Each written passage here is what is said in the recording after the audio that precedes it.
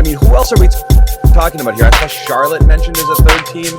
They've got to get down a little bit lower. They might be a mystery team that could jump in there. But who else? You're talking Portland. They had interest in him. That ship's probably sailed with the Enes Kanter trade that happened today. I always thought New Orleans would be Kanter or Gordon. I'm going Kanter every time. Yeah. I love that. Thing, so, we gotta say goodbye to Kanter later. Everybody does. Should we take a minute and give Kanter his due here? Why not? Let's do it now. 1 minute. Here's the thing, Bobby. I will say this. I think you kind of bailed on Kanter in the playoffs. I did. So did Brad. I know. Well, that's the thing. Not me. It's easy to just do whatever Brad wants.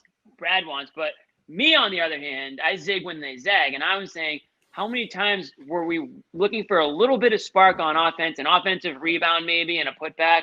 I thought that they should have went to Kanter a lot more than they did. I thought Brad would – remember how, like, one game Kanter would play, one game Rob would play. It was like back and forth. It was like it felt like he was throwing stuff at the wall, the same would stick. And I don't think he really stuck with one or the other long enough for them to get in any sort of flow. And like I think that's difficult for a bench guy to not know at all, like if he's going to just be a DNP or if he's going to be called upon in the second quarter.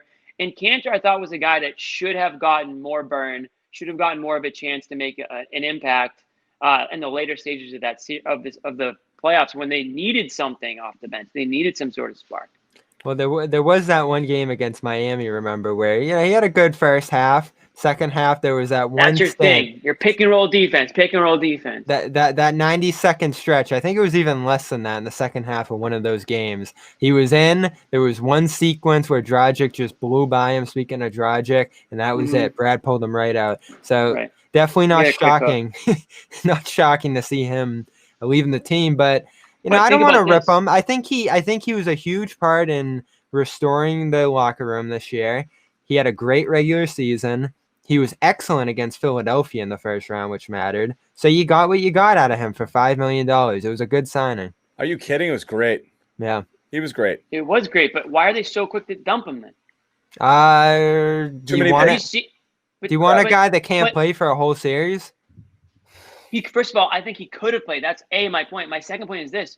We already know they're weak at the center position. So now they're theoretically weaker. They are not stronger than they were before they trade. I mean, there's someone has to join this roster that can play center besides Daniel Tice and maybe Rob Williams. Willie Cauley-Stein is my guy. Everybody knows that. I'm waiting for that news to break that the Celtics have signed Willie Cauley-Stein to a 1-year, prove it deal. That's what I'm waiting for, but it hasn't happened yet. Are we done talking about Kanter? We lost we're done. We lost all our viewers. No, we didn't. I think Celtics fans needed to hear a little Kanter.